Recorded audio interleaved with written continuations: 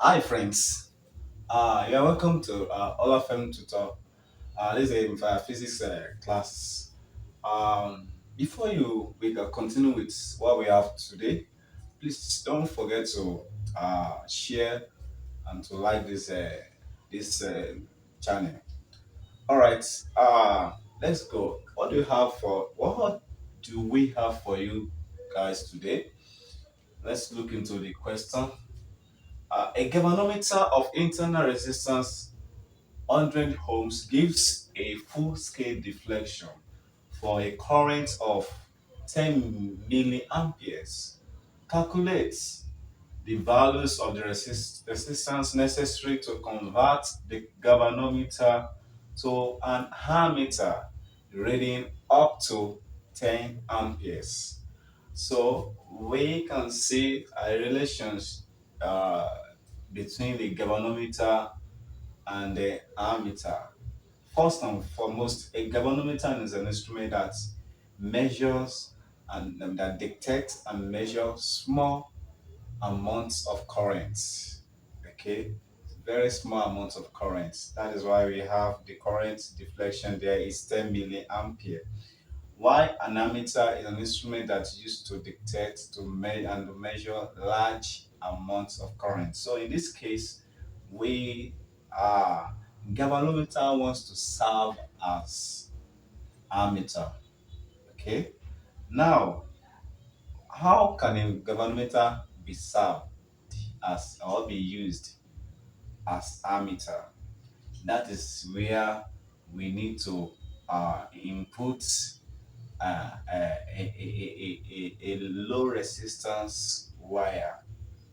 Okay, a low resistance wire. We have to connect it in in parallel to the galvanometer. So that low resistance wire is what we know as shunt. Okay, for for the galvanometer to act as a ammeter, that is to able to read up to 10 amperes. So what is the value of that low resistance wire that we need to apply, that we need to put, we need to get for us to get for the galvanometer to read up to uh, 10 amperes. So that is what the question is talking about. So let's go. Now, solution. The first thing we do is that I always encourage my students to have a mental picture of any problem given. So, I haven't I heard that it will help you in analyzing and solve any problem. Okay, right? So let's draw out the circuit. We see that this is a galvanometer. Okay, and there is connected with a low resistance wire known as shunt in parallel. Okay, why Jam Nekodus asked this question, that kind of this question? Please make sure you take note of it. That is, if you want to connect uh, shunts, so if you want to make galvanometer to convert to ammeter, so what wire, what resistance will you put, and what do you call it,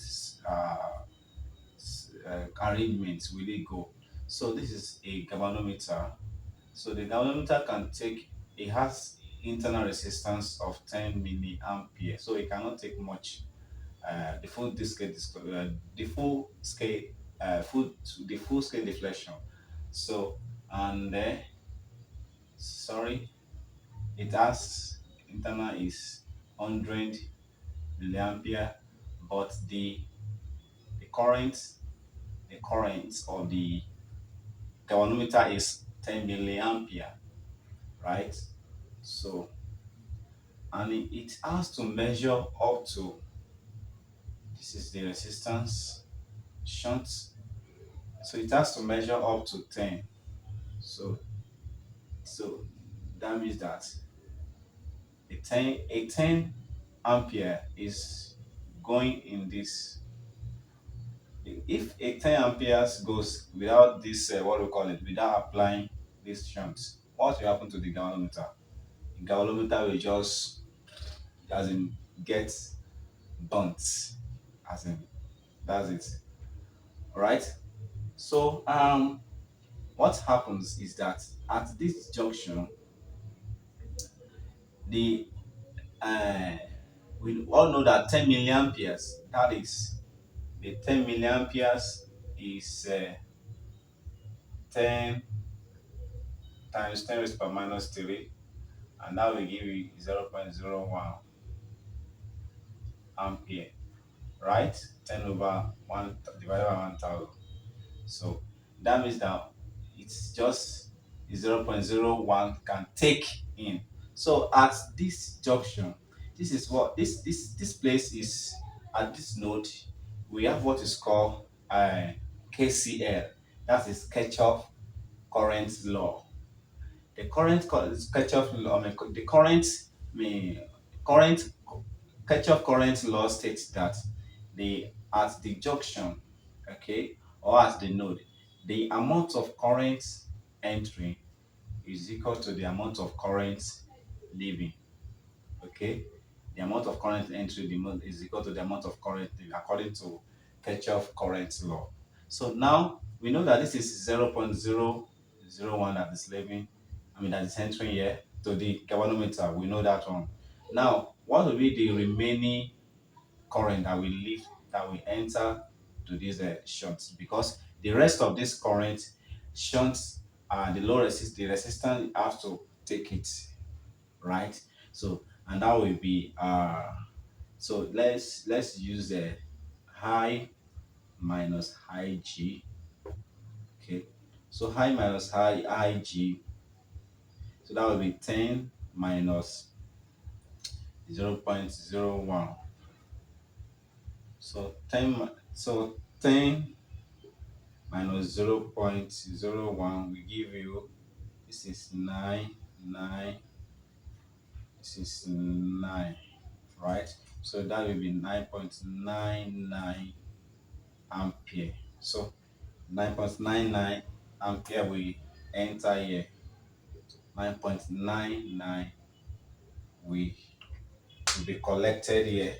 Okay, so I haven't established that. So what do we do? I think that's all we need. Okay, so now let's continue. Now let's calculate the potential difference across the PD across galvanometer. PD across what? Galvanometer. Your PD is what? High R. You know that. So that will be the high R, okay, of galvanometer. This internal resistance of a galvanometer. So that will give you the current of the galvanometer is what? 0.01 multiplied by what is the internal resistance of a galvanometer? That is 100. So when you multiply this by they will give you 1 volt. Okay, so now let's now calculate the PD across the shunts. Please, the PD across the shunts, that is low resistance wire. So let's calculate that. What is the current flowing through it?